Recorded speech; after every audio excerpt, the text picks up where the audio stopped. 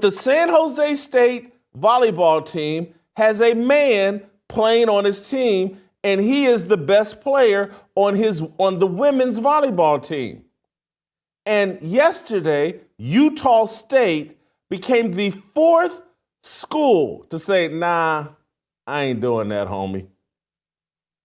I'm not sending my little girls, these little women, out there to play against a man. We're not doing it. This is the Montgomery bus boycott that is basically credited with starting the civil rights movement. Remember Rosa Parks wouldn't take a back seat on the bus?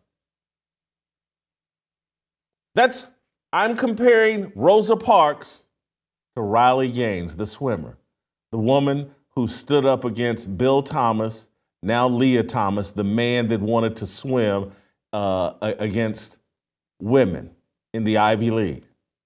You guys remember Riley Gaines? Of course you do. She's everywhere.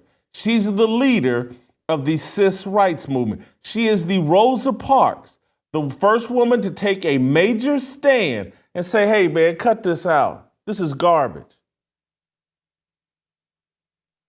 I'm going to unpack this, how important this is, this cis rights movement, because it's the thing that will perhaps bring all of us with some sort of biblical worldview together.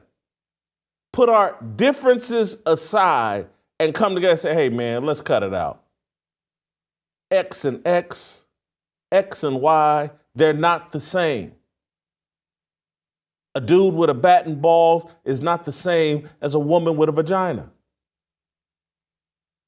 Let's cut it out. There's finally an issue that we can all agree on, and we can all say, you know what? It's time to stand our ground and draw a line in the sand and say, enough is enough. Hats off to these young 18, 19, 20, 21-year-old women in the Rocky Mountains, the women at Boise State, the women at Wyoming, the women at Southern Utah, the women at Utah State. Hats off to them. Thank you, ladies, for joining the fight. But first, I want to thank the pioneers who made it possible and who inspired them. Riley Gaines at the top of my list, the swimmer from Kentucky who took on this fight and has been outspoken on it and has been the face of this fight. Hats off to Riley Gaines. She is our Rosa Parks. This next person I'm going to mention is a bit more silent and isn't outspoken.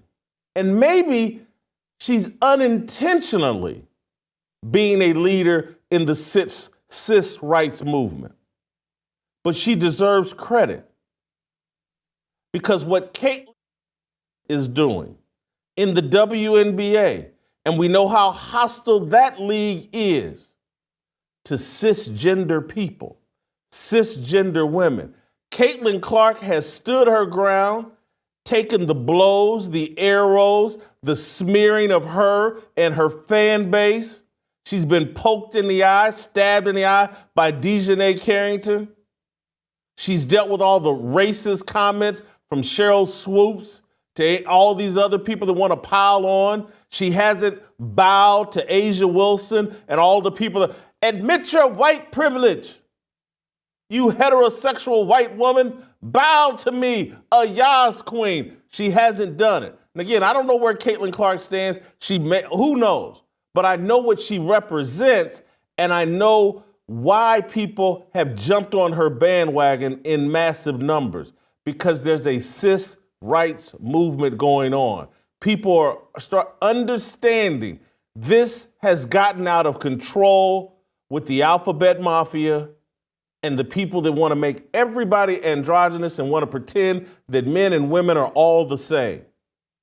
Caitlin Clark is the Jackie Robinson of the cis rights movement. That's what Caitlin Clark is. I said this at the beginning of the WNBA season, and people called me crazy when I said, holy cow, she's going to endure what Jackie Robinson endured. Maybe there won't be death threats because Jackie Robinson dealt with legitimate death threats. But everything else about her journey will be just as difficult, if not more difficult, than Jackie Robinson's. Because at least half the media, maybe more, was on Jackie Robinson's side. 90% of the media is trying to figure out a way to demonize Caitlin Clark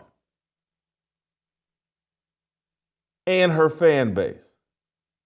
I'm going to go further into that on the Christine Brennan story, but I want to get to these other two people that are right in my lane.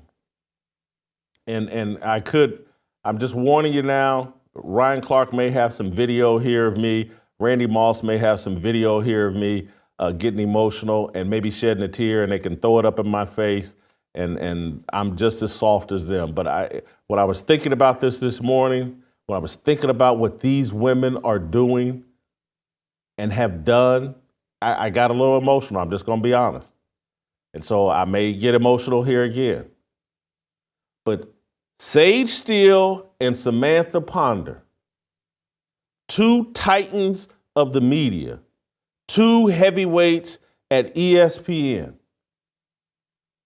they sacrificed their jobs and their careers to stand up for women, to stand up for little girls, so that women would have a safe place and a safe space to compete in sports. They wouldn't back down on this issue. What happened to Sage Steele? ESPN cut bait with her. What happened to Samantha Ponders? ESPN cuts bait with her. Because they wouldn't bow to the LGBTQIA plus transgender insanity.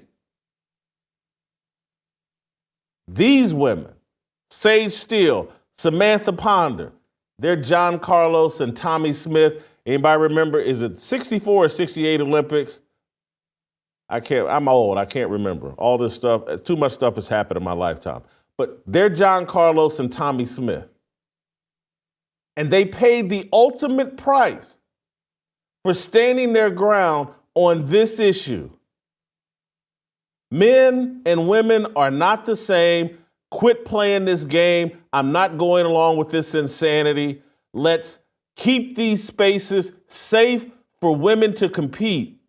Let's lean in to, and again, they weren't calling these names, they weren't thinking this, but we want to create more Caitlin Clarks. We want to create more Aaliyah Bostons. We want to create more Kelsey Mitchells. We want to create more Riley Gaineses. We want to create more great women athletes and competitors. We don't want men over here in this space. This is common sense. They stood their ground, and their careers, $1 million careers at ESPN, got killed over it. And I look at Sage Steele and Samantha Ponders, and this is where I do get emotional, because I just think about the cowardice of men. That we got women out here making sacrifices we're not willing to make. If you enjoyed that video, be sure to hit the like button and subscribe so you never miss a moment of Fearless.